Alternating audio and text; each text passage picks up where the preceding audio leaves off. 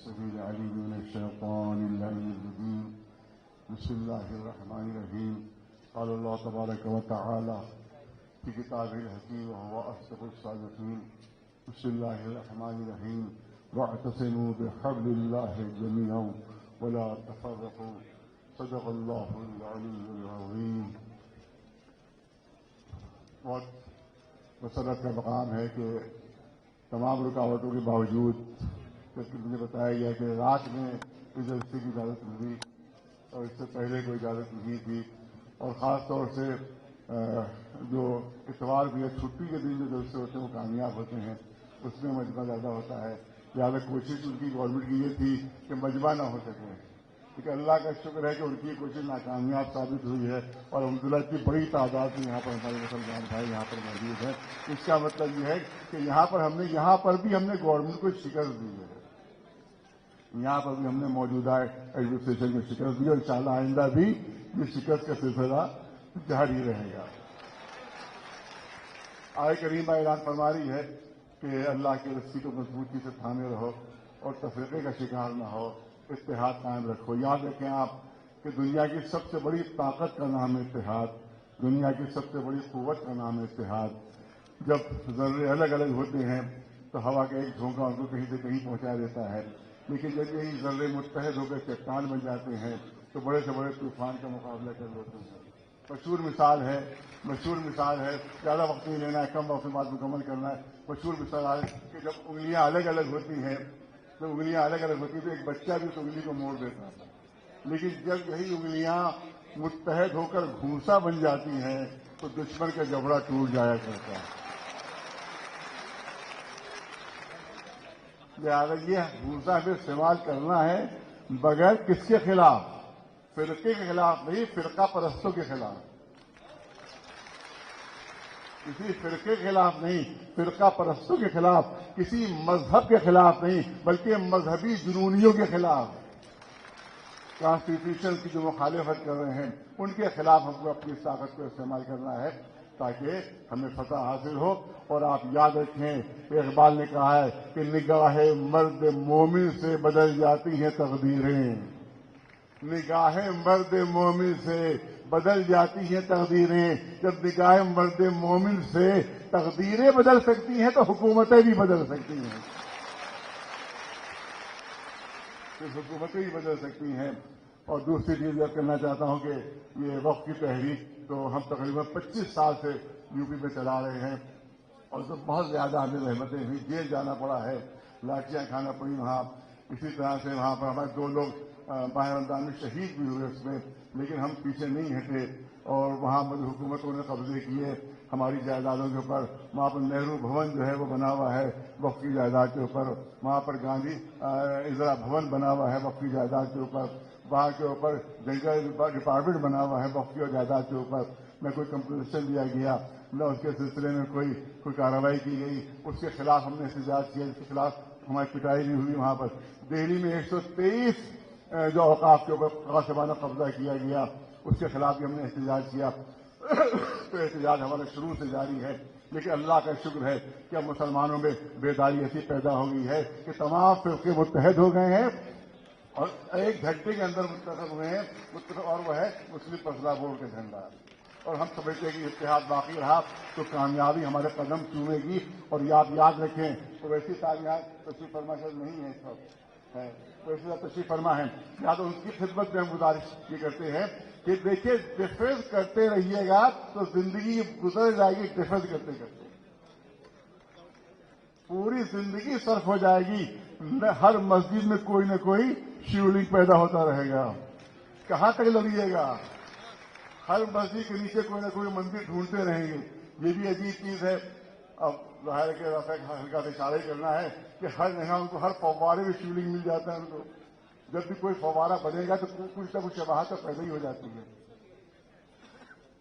لہذا ہم تو سمجھتے ہیں کہ اگر یہ وہاں وائٹ ہاؤس بھی جائیں گے تو وہاں کے فوارے کو دیکھ کر بھی کہیں گے تو یہ تو شیولنگ ہے، یہ تو ہمارا مندر ہے. یہ عجیب مشکل ہے کہ صاحب ہر جگہ ان کو شیولنگ دکھایا جاتا ہے تو کب تک لڑتے رہیں گے؟ کب تک ڈیفینس کرتے رہیں گے؟ میں نے کہا مضبوط وکیلوں کی ضرورت ہے. مضبوط सुप्रीम कोर्ट का फैसला है कि किसी भी सरकारी जगह पर कोई इबादत गाह नहीं बन सकती और कोई कोतवाली ऐसी नहीं है कि जहां पर मंदिर न बना हो, कोई थाना ऐसा नहीं है जहां पर मंदिर न बना हो, कोई ऐसी जगह नहीं है सरकारी, कोई अस्पताल ऐसा नहीं है जहां पर मंदिर न बना हो, कोई इस तरह की सरकारी जमीन ऐसी नहीं है कि जहां पर मंदिर न बना हो। उस मंदिर के खिलाफ नहीं जाना है हमें, वरना फौरन फसाद पैदा कर दिया जाएगा। हमें हाई कोर्ट में इसलिए जाना है कि इस मंदिर के बराबर हमें एक मस्जिद की भी दिखा दी जाए, एक गुरुद्वारे की दिखा भी मिले और एक किसी हर मजहब के जितने लोग हैं उन सबको वहां पर दिखा दी जाए। इसके लिए अगर हमारे वकील तैयार हो तो इंशाअल्लाह यहाँ के ऊपर जो आगे है इंशाअल्लाह वो पीछे हो जाएंगे। देखिए जीत का तरीका ही होता है कि बहुत से फ्रंट खोल दिए जाएं, तो जब और फ्रंट खोले जाएंगे तो याद रखिए कि ताकत बढ़ जाएगी। जो आज हमला आवर है वो सब इंशाअल्लाह डिफेंसिव हो जाएंगे, अपने को बचाने में वो लग जाएंगे। लिहाजा जिसके लिए मगर पहाड़ जैसी हिम्मत की जरूरत है इसमें, और मैं तो समझता हूँ इसके लिए बेहतरीन मिसाल हमारे ओवैसी साहब है कि एक टीम पैदा करके इसको इस तरह की लड़ाई लड़ सकते हैं। आप देखिए लखनऊ में क्या हो रहा है। लखनऊ हर मस्जिद पर पुलिस पहुंच रही है, कागज लाओ कागज लाओ कागज लाओ, हर मस्जिद पर पुलिस पहुंच, सब लोग परेशान है वहां लखनऊ में। हर मस्जिद एक अगर आप चूनाकारी करना होती है तो फौरन पुलिस आके रोक देती है, बगैर इजाजत कैसे करो, बगैर इजाजत कैसे करो। आप याद रखिए 500 से ज्यादा मंदिर देखते देखते मेरे 5-10 साल के अंदर बने। इसके लिए भी कोर्ट जाना हमारा होगा कि हम ताकि कोर्ट से कहें, वो हुकूमत से सवाल करे कि 25 साल के अंदर जितने नए मंदिर बने उन सबकी लिस्ट पेश की जाए और उसके बाद बताया जाए कि वो किस लिए बने हैं, कैसे बने हैं, किस जमीन पर बने हैं और किसकी इजाजत से बने। मैं मिसाल पेश करना चाहता हूं बिल्कुल सामने की। हमारा एक रास्ता जाता है तालकटोरी करबला, उसमें तकरीबन हर हफ्ते 10 दिन बाद हमें गुजरना होता है। मिसाल पेश कर रहा हूं, उसके सबूत मेरे पास मौजूद हैं।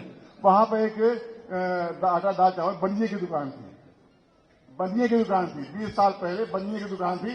वो बनिया मक्खियां वहां मारा करता था और कोई खरीदार नहीं हुआ करता था।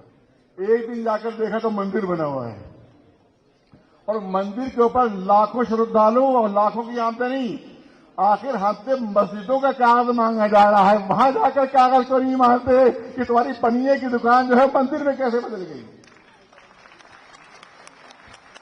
इस सिलसिले में हमें कानूनी फ्रंट खोलना पड़ेंगे, तब कहीं जाकर हमारे पर थोड़ा सा दबाव कम होगा।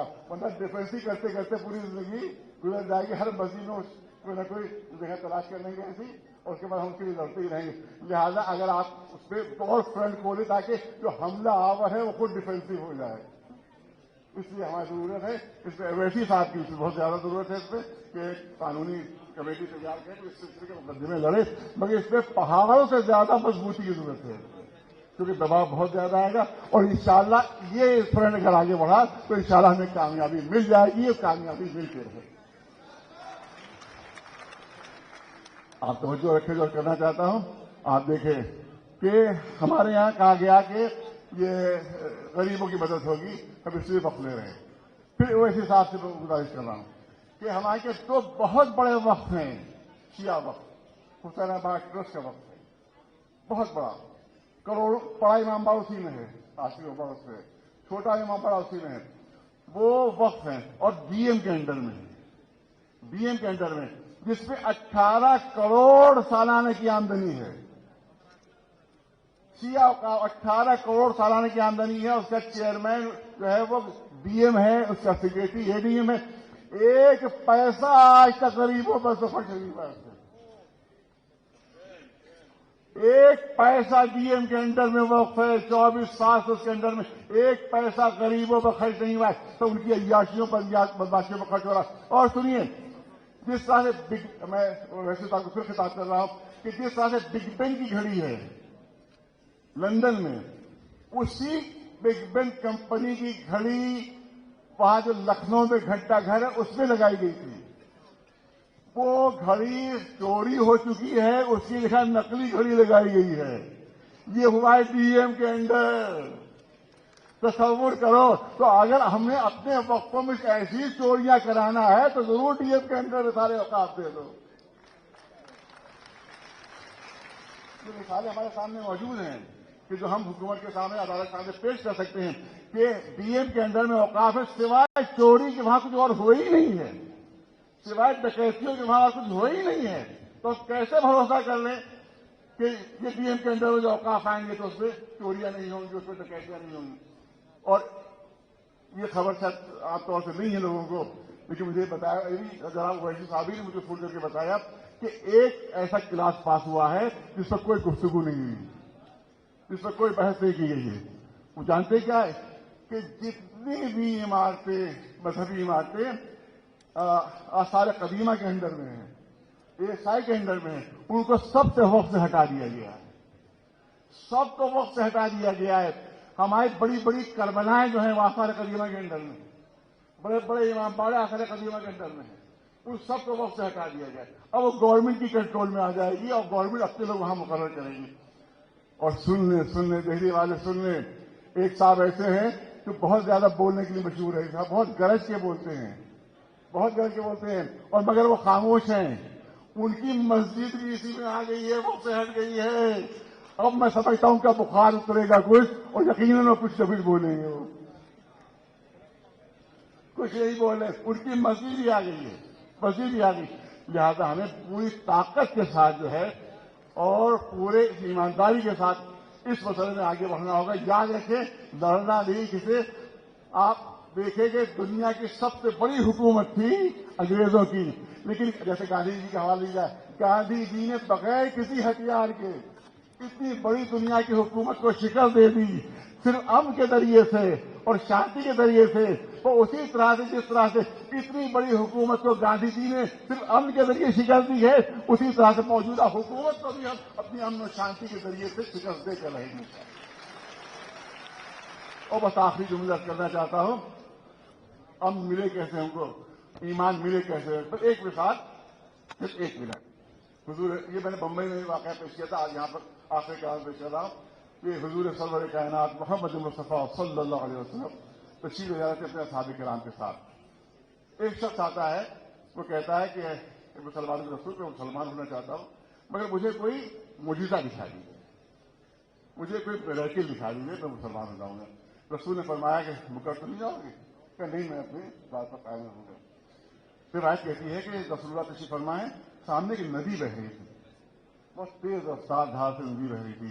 ندی کے اس طرح ایک پہاڑی تھی، اس پر چٹان تھی۔ دیکھنے والوں نے منظر دیکھا کہ رسول اللہ نے اس چٹان کو اشارہ کیا۔ رسول اللہ ندی کے اس طرف ہے، وہ پہاڑی ندی کے اس طرف ہے، اور چٹان بھی اس طرف ہے۔ رسول اللہ نے اشارہ فرمایا، جیسے ہی رسول نے اشارہ کیا، وہ چٹان اپنی جگہ سے کھسکی، اپنی جگہ سے اس نے حرکت کی۔ وہ چٹان حرکت کرتی کرتی ندی کے کنارے آ گئی۔ اب اس چٹان کو ندی کو پار کرنا ہے، پوری توجہ رہے، ندی کو پار کرنا ہے۔